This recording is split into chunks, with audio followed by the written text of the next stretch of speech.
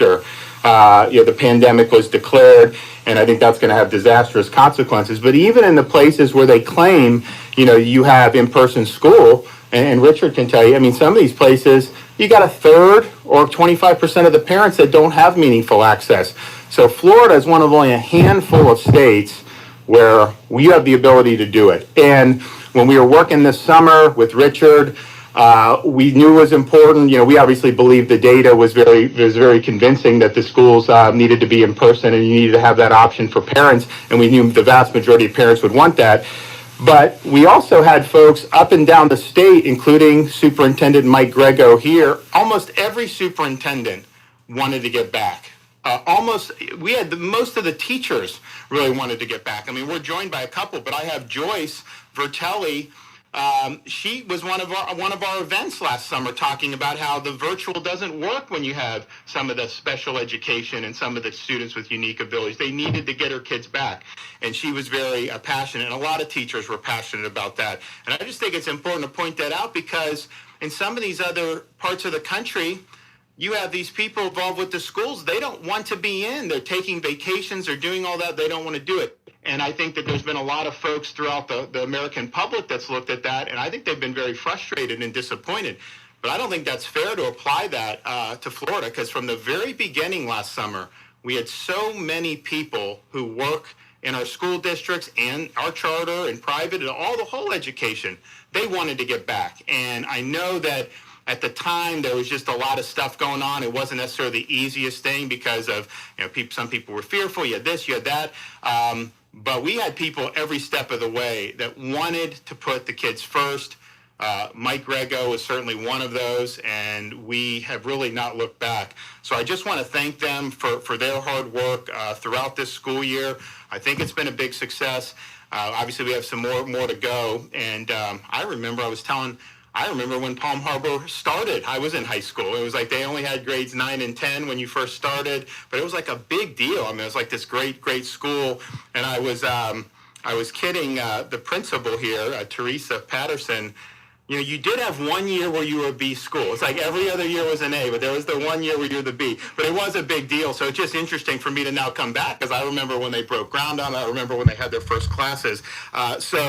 But if you look at all the things that have happened, any of these inflection points over the last year, it's a lot of really, really significant things. I mean, for example, we were one of the first states to work to protect nursing home residents, in contrast to what some of these other states did, where like New York, where they were sending them back. And so that was insignificant. It saved a lot of lives. We obviously believed in lifting people up, getting people back to work, letting people do their best to provide for their families. Businesses open, people working. Our unemployment rate is 4.7. Nationally, it's 6.2. And I have some of my biggest industries locked down by the CDC, like the cruise industry. We want that open. It's not even open because of the federal government. But that was important to do. The vaccinations, we're going to hit 3.5 million seniors that have gotten shots. We put seniors first, and I think that was the right decision. And I think you're going to see that as we go on be vindicated even more. But I'd say the thing that's going to have the most long-term impact on our societies, on our communities, on our states, on our cities, on our counties, on our country is, did we get the kids back in school this school year or not? And if you got them back in school, I think the positive effects of that are going to be dramatic, and the negative effects that you're avoiding are going to be huge. The places that have locked kids out of school for a year now, and likely for the rest of this school year at this point, they're going to send them back for 6 or 7 more weeks? I don't think so. So it's going to be at least a year and a half. I think that's going to be the most consequential decision that any of these states or localities made. And I think the negative effects of that are not even calculable at this point, but they are going to drag on for months and years. And it's going to affect millions of people's lives across this country. And so I think that all the hard work that went into getting the school year going, to getting our kids back, all the things that the teachers did, the principals, I was telling Mike and the teachers before, you may never be able to make as significant of an impact than you did this year. Because had we not done this, you could be have the best school in the world. It's really hard to unring the bell of having kids out of school for a year and a half. And I can't thank them enough. So we're going to have a pretty good announcement here in a sec. But before we do that, we have some teachers here, and basically they're going to come up and talk about some of the stuff that they have done. So first I want to bring up Sarah Painter. So Sarah, just talk about kind of what you've done, and I know you've been recognized for your good work, and just talk about how the school year's gone. Hi, I'm Sarah Painter, Teacher of the Year for Pinellas County, and I teach 5th grade at Eisenhower Elementary. I'm a simultaneous teacher, which means I do have some on the computer and I have some face-to-face. When we first started this journey in August, we had a lot of frustrations. Kids would end up off the call, technology wouldn't work, and I'd find myself groaning. Once my students started coming back to the room slowly, they heard me doing that, and they said, have you been doing that this whole time? And I was like, oh yeah, I have. Like, well, let's find joy instead. So we came up with this phrase, and so every time a call would drop or we'd have a frustration, in unison the class would say, find joy. So that became our mantra this year. And find joy is not about ignoring the negatives, because they're there, but it's powering through and asking ourselves, now what? So not to live there. Sure, we have to gripe, we have to complain, that's natural, but we can't live there because that's toxic. So we ask ourselves, now what? And we push through. I'm a runner. I often use some running analogies in my classroom. So if I'm running and my shoe becomes untied and I have to stop and tie it, I'll come back to school the next day and I'll say, sometimes in life, our plans get interrupted, but we do what we need to do, we address the issue, and we move on. And then I came up with the perfect analogy. I was tying my shoes, ready for a run, and it started pouring. And my goal was to get that run done no matter what. So I put my shoes on, I put my clothes on, and I ran. Was the puddle dirty? Yes. Was it messy? Yes. Did I enjoy it? Not so much. But if I set out to run, I'm going to run. And I think as teachers, we need to continue the race that we signed up for. We signed up to do this. We cannot control the weather. We can't control our circumstances, but we can continue to push through, find joy, and ask now what. My last comments that I want to make is we're coming into testing season. We have assessments coming up.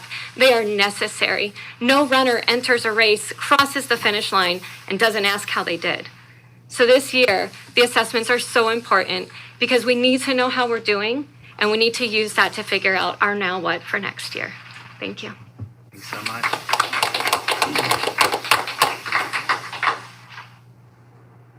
Hi, I'm Joy Vitrelli. I teach at Paul B. Stevens, which is an exceptional student center here in Pinellas County. It's a great school where some of our most disabled students attend school. My daughter is a graduate from there. And I met with Governor DeSantis and the rest of the administration from the school district and the superintendent during the summer to talk about the value of having our students be in-person learning. It was extremely difficult to have kids who have a hard time sitting or feeding themselves or looking or paying attention to try to use technology meaningfully for learning. It did not work for us. And I am I'm so very grateful to the governor, to you, to everyone who pushed to get our kids back in school, because it has been a remarkable experience for me. We have a mantra in my class, which is mask up. And if I had $1 for every time I've said that this year, I would be retired. But some of the things that we learned from this, myself, my colleagues who have done a great job, everybody at our school has, but the students too, is that this was really a teachable moment for us in ways that I never imagined.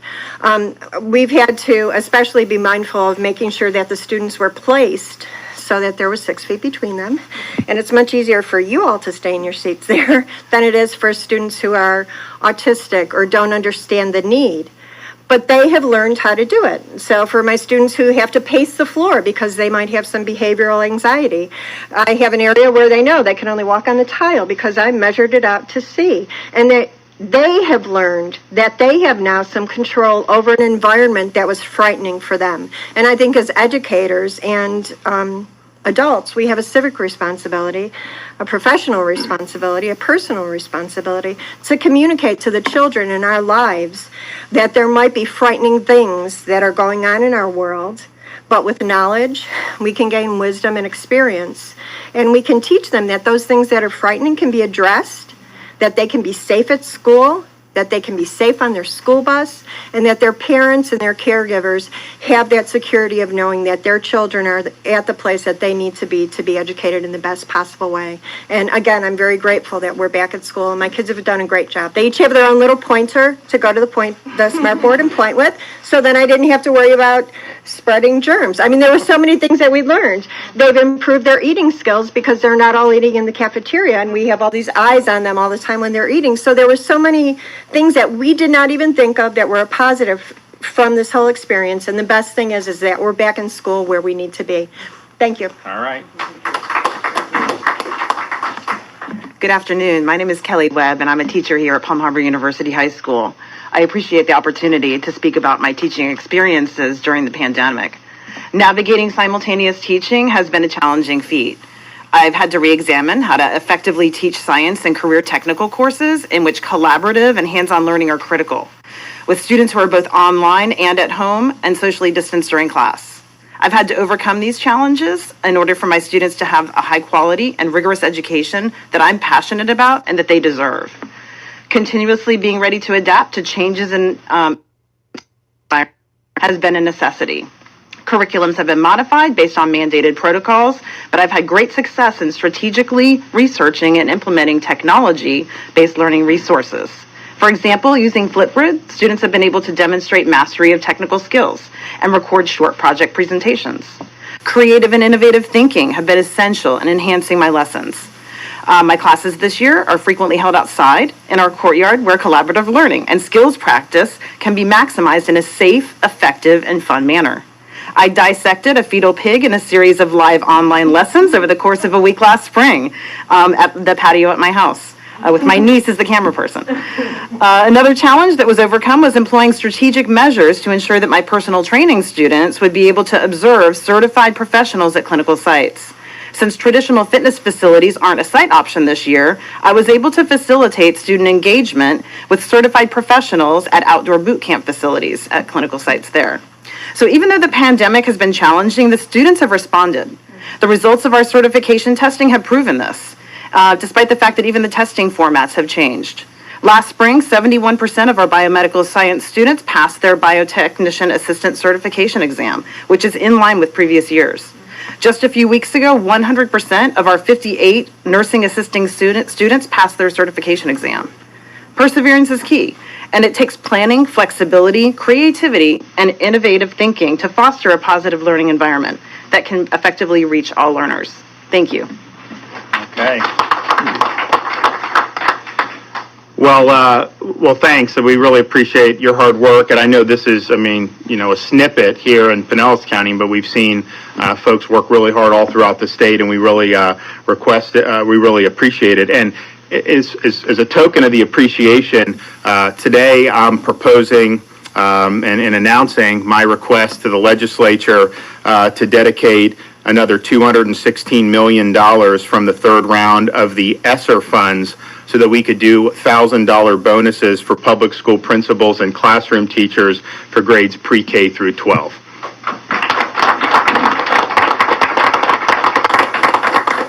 This proposal will provide a bonus to more than 3,600 principals and nearly 180,000 full-time classroom teachers. So similar to my proposal for a bonus for first responders, our Florida teachers and school principals have put student success first throughout the course of the coronavirus pandemic. And so we're asking the legislature, since they're in session, we have these ESSER funds from the federal government.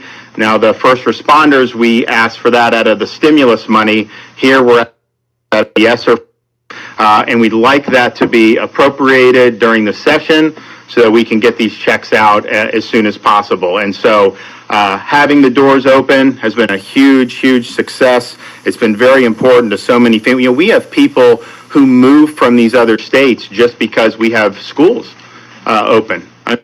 It's incredible, the frustration in some of these other places. And so it's been a huge, huge thing. And this is in addition to my budget, which we asked for 50 million additional to continue raising the average minimum salary in addition to the 500 million that we already have in there. And so that is something we're still going to fight for, of course. So this is in addition to that, not in lieu of that. So we think it's an exciting proposal. We think that the legislature will look favorably upon this. And we think it's something that's very appropriate given the great work that's been done throughout the state of Florida during this school year. And so with that, we'll invite up Commissioner Corcoran, and then we'll have Mike Grego say a few things. And the principal. Thank you. It's great to be back in Pinellas County. It's kind of where we all started at the end of the summer. And great praise and thank you to the governor for saying we're opening up schools and we're going to give that option of face-to-face. And we're going to ensure that our children get a year's worth of learning. And it's been a remarkable year. And I think you hear the teachers have said just fantastic comments from, out of this adversity, and our children have learned a level of perseverance. And adversity has been quoted as saying it's the doorway to greatness. And so now these are silver linings, as you talked about, that you think, hey, this is just a chaotic, awful year, and yet you have all these silver linings, and you have leadership from the top that says, we're going to put the students first. And I think what's fantastic, pre-pandemic, even knowing what the word COVID was, we had the governor basically launch the Year of the Teacher. We're going to elevate and celebrate teachers. The largest single pay increase in the history of the state was put forward. It was passed. Then the pandemic hits, and you have this tremendous economic downturn, and everyone's thinking, not only is that going to not survive the budget process, but now we're going to have to dig in and cut the entire K-12 education budget. This governor has been a stalwart for the value and the purpose of an education and what it does to create a great society and great citizens within that society. Not one single dollar was cut from the teacher compensation. Not one single dollar was cut from the K-12 budget. In fact, this year, increased the base student allocation, increased the teacher compensation, and now to announce another $1,000 bonus for our teachers. It's just a remarkable year. And it's so well deserved. One of the silver linings I like to think is we all knew and we all valued teachers, but when this hit, there isn't a parent alive. I have 6 children. Trust me, I've always valued teachers, nowhere near as much as when this hit, and you realize how inadequate you are in trying to get them to follow the coursework or stay up with it or motivate them. But that's what our teachers do every single day. And so one of the great silver linings is our teachers have now worldwide, not just in the state, not just in this country, been elevated and celebrated and recognized for the heroic work they have done. And if you look at the state of Florida, the governor will tell you, when he had schools open up, guess what happens? Parents can go back to work. Business can start making money again. The economy can start turning around. It's literally was the impetus or the backbone, what happened down here in Pinellas when we had that announcement. And so for what the teachers have done, they, in this time of uncertainty, were the certainty for our children. The one constant, the one thing they would get dropped off, they would go into a classroom, they'd see that familiar face, they'd be with their peers. That was the certainty. And then when you think about a state that has 72% of its kids dependent on their meal by going to school, and yet you have this environment that was opened up. We were the fastest to open up. We have been open the longest, and we have more students in face-to-face instruction than any other state in the union. You could probably cobble a bunch of them together, and they can't even equal what Florida's done. But so it's just a great momentous occasion. I sit here, and whenever I'm in libraries, I just love when you guys have quotes all over the wall. But the one really just staring me right was from a student, Robin Williams, from the class of 15. It says, no matter what people tell you, words and ideas can change the world. And what happened with teachers has changed the world. What they have put into words and put into ideas and put into action has changed the world. And I do want to also, I know the governor's going to introduce them, but you guys have maybe the LeBron James of superintendents. And there's a lot of great ones out there. All 67 are superintendents, to what the governor said. They all wanted to open up. Our teachers all wanted to be back in the classroom. I think we had 95% of our teachers back in the classroom. I mean, just an astounding accomplishment, a heroic effort. But your superintendent, I will tell you, saying was that today is August, but February or March will come. And when that comes, they will see we are right. Our teachers are right. Our superintendents are right.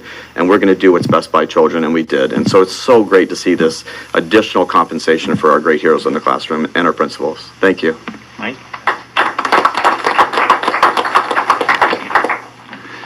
Well, thank you for those kind words, Commissioner, and right back at you in terms of the department being so receptive of the superintendent's.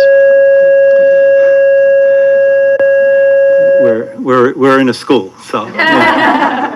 I too want to add my thanks, Governor DeSantis, for being here and choosing Pinellas County to make this historic announcement, and also choosing Palm Harbor University High School, a fine high school, representative of all of our high schools in Pinellas County. Well, we're grateful for your leadership. As was already mentioned, we in Pinellas County and in the state of Florida were fully operationalized in August, and I want to say thank you once again on behalf of all the superintendents for holding the districts financially harmless, providing innovative teaching methods, Commissioner, and to assist students to learn remotely, and provided us the resources to open up safely so that we could effectively engage. I know it's nice that we're speaking in the end of March about how smooth things went, but a lot of the decisions from the governor and the commissioner and the Department of Education, you have a Department of Education that's one of the finest, if not the finest in the nation also. And I'm not just saying that. We in Pinellas County have the vast majority of our schools, 85 to 95% in-person learning face-to-face. With many of them over 90% learning face-to-face. We're excited about the plans of the future. We're excited about this robust summer program that we're going to be holding in June and July. Because as the governor mentioned, this is not going to go away in terms of the potential learning loss, but rather we need to care for our students of all grade levels, not only this summer, but next year and next summer, and we're going to use these dollars very wisely. So it's been a journey, and you've heard that from the teachers. But as the governor pointed out, the teachers have been in the center of this journey. And every single day trying to figure it out, how to make it work, and refusing, and this has been our mantra, we're going to refuse to allow this year to be anything less for our students. We're going to make this year as powerful as we can. Our students deserve it. But at the center, the teachers work to teach online, in person, maybe simultaneous. They worked every single day. So today we may be announcing, and certainly we are very grateful, but I don't want us to forget about the day-to-day support and the responsiveness. And so, not only as superintendent of Pinellas County, but also as a serving president of the Superintendents Association, we say without reservation, the partnership with the department has been second to none, and never before have we had such collaboration with the Department of Education. In tough times, it's amazing of how people come together, and I hope it always stays that way. So thank you, Richard, for your leadership.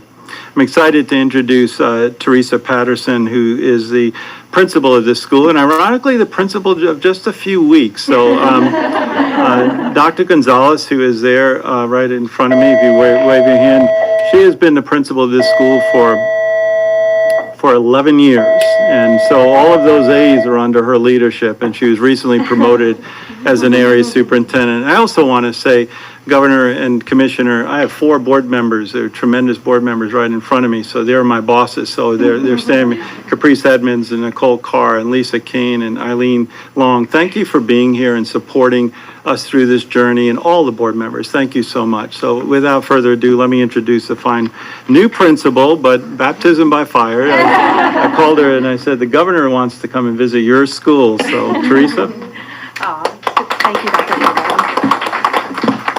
And I do have to tip my hat to Kristen Gonzalez. Dr. Gonzalez really has led this school through what has been a very unique time period. I'm going to put it that way. Governor, as principal, I can't thank you enough for your work to support teachers and schools. And I appreciate the steps that you, along with Commissioner Cochran, have taken to make sure that this year has been full and meaningful for our students. Yes, there certainly were challenges all over the district, but I can tell you this, that at Palm Harbor University High School and across the district, there was no such thing as a pause button. No pause. It was innovate and persevere and find new ways. And I know that our way of work has changed for the better because of all that we've learned. When I look at this school in the short time I've been here, I think it's a perfect example of what I'm seeing throughout the district because of the leadership in place from our superintendent and our assistant superintendent, all the way down to the teachers in the classroom. Teachers lead as well. And I see a school that offers pathways to preparing students for career and college after graduation that are both relevant and rigorous. And that was true before the pandemic. Saved by the bell, right? And that was true before the pandemic, during the pandemic, and after. There will always be relevant and rigorous pathways to prepare our students here at Palm Harbor High School and throughout the district. I see our academies of distinction. I'm amazed. Our IB program last year, after transitioning to the digital landscape, still had a 96% pass rate for test takers. Unbelievable. Our graduation rate as a school was 99%. After not returning from spring break. Congratulations, and thank you for your leadership. This year, we had 8 national merit finalists, not semifinalists, finalists. And that didn't help with continuing education through what we went through in 2020 and now and beyond. I'm just so honored and humbled to see what these teachers have done collectively to lead their students across the finish line. I'm grateful to have our visitors on campus, and thank you again for your support of teachers, Governor DeSantis. Okay. You know, Richard had mentioned we did the teacher compensation increase last year, but if people, so we rolled it out, we campaigned for it, we got it through the legislature, but the budget was passed, probably the second week of March, which was the week before when everything started stopping, 15 days to slow the spread. Here we are a year later, but nevertheless, so that was, things changed very quickly. So they passed the budget, which really reflected the health of the state at the time. We didn't necessarily know, we knew that the pandemic was an issue, but we didn't necessarily appreciate, even by that first few weeks of March, the extent to which the revenues would be impacted and everything. So we did it. Now our fiscal year doesn't start till July 1st. I told them, hold the budget. Let's just see where we're at. So, because I have to make decisions, right? And so I think everyone thought that the teacher stuff was going to go just because this was a new benefit. And they said, no, everyone would understand that because we lost a lot of revenue in March, April, May, in particular. And so we did. And we looked at what we had to do. We did veto $1 billion out of the budget, but we were able to keep the teacher compensation thing going, which was huge, $500 million of an additional. But then people were saying, well, yeah, you did that. And we withheld some other money from our agency. So we certainly were fine last fiscal year. But then this year, they're like, oh, well, there's going to be, all kinds of problems. And, K-12, they're going to have to cut K-12 and all this stuff. And now what do you see happening? You see huge revenue over and above what the projections were. So they did projections in November, which was much higher than it was last spring in terms of because the economy was functioning.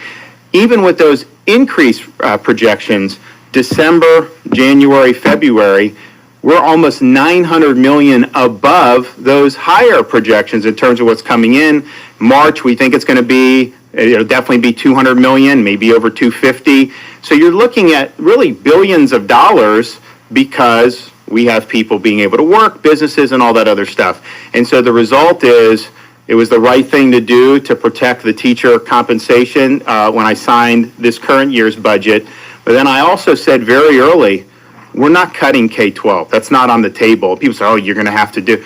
It's not on the table. We did our budget. People are saying, oh, he's going to have to cut all this. I was like, no, I'm not. I was like, we've managed it right. And sure enough, now the Senate is pretty much where we are. We may need to move them a little, but their budget's pretty, the top line's similar. The House is, move them a little bit too, but we're all in the same ballpark here. And I think we understand that we need to continue honoring our commitments. So I'm happy that we're in that situation. And now people are starting to understand that there's going to be another revision here shortly, which is going to revise it up. And when I did my budget, we knew that there was going to be a lot more revenue January through the end of June, and we didn't even include it in my budget. We still had the $6.6 billion total reserves, and we didn't even include that extra billion and a half, maybe even more. So you have that.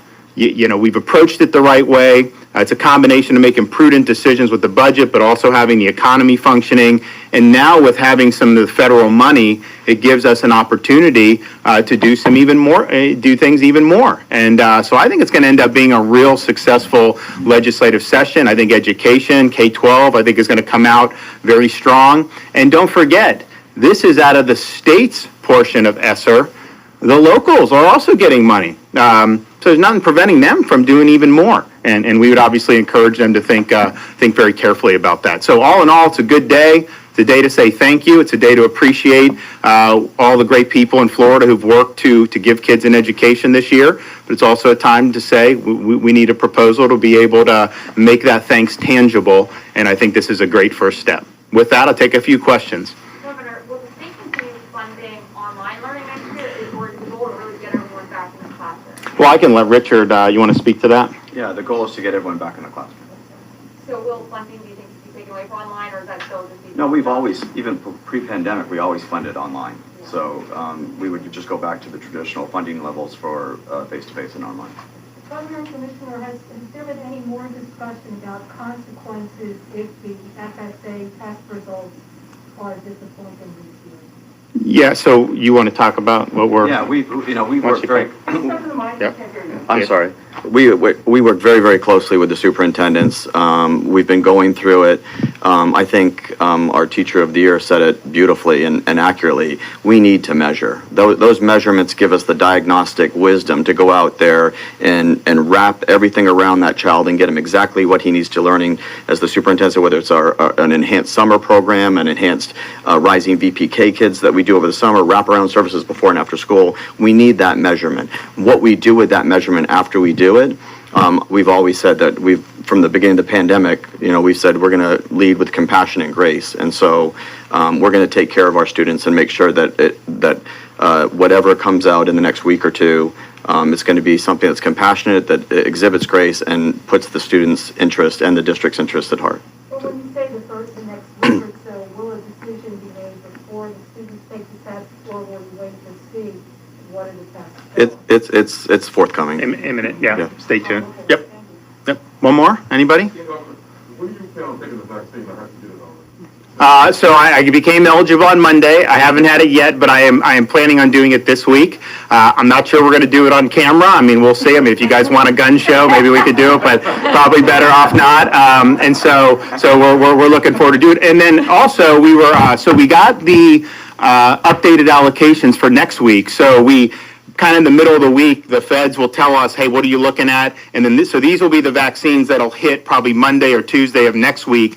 And we got our first big tranche of Johnson & Johnson. So we got about 160,000 to start. Then it went down 25, 50 some thousand, and we knew that it was gonna do that. Now we're gonna get over 300,000 J&J that's gonna come Monday, Tuesday, and so that will then be able to be out. For whatever reason, there's a reduction in Pfizer from where we are, but we're getting an increase in Moderna. So between J&J increase, Moderna increase, even deducting the Pfizer, it's a pretty significant increase. And so and then the pharmacies, we're adding more pharmacies too. We've had the big ones, CVS, Publix, Walgreens, Walmart, some of those. We now have some of the smaller pharmacies. Honestly, some of these I had not even heard of, to be honest, but so they're now going to be a part of the federal pharmacy program. So we're getting it further there as well. I think we're going to be able to announce additional expansions of CVS locations. We're working on that. Walgreens is now over 600 locations. Publix is over 600. Walmart is over 200, that and Sam's Club, and then now CVS. They have over 1,000 locations throughout Florida. So the more we could do there, every single CVS can do 100 or 200, depending on how it's arranged, every single day. So that's a really big force multiplier. But what's going to happen is, now that everyone's going to be eligible on Monday, there'll probably be a little bit of a rush.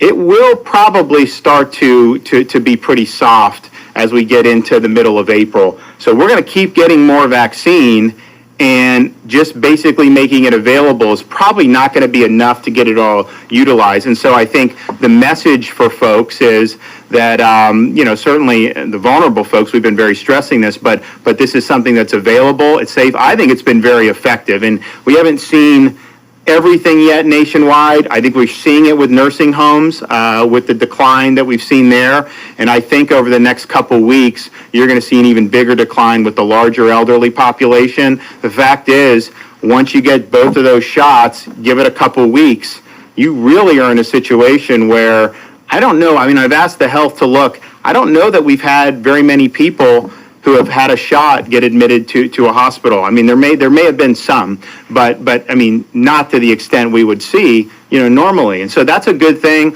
So there's going to be more, and I think the J&J hopefully will be pretty consistent going forward. So you're looking at, that's going to be over between what we're doing with pharmacies and then what we're doing with all the other avenues. That's going to be over 1 million shots, initial shots, that are going to be landing in Florida next week. So we've hit almost 75% of seniors, which was our priority, almost 3.5 million seniors.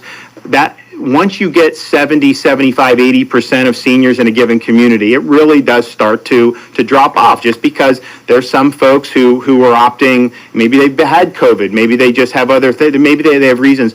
We're not mandating it, of course, so you do that. So once you get in there, and I would imagine as you go down the age groups, the resistance will start at lower levels. In other words, I think under 40, you're not going to reach 75 or 80% most likely. You'll start to see resistance, but nevertheless, it's going to be there. But I do think for any of the school districts, I know you guys have had a lot of folks get it. That's great.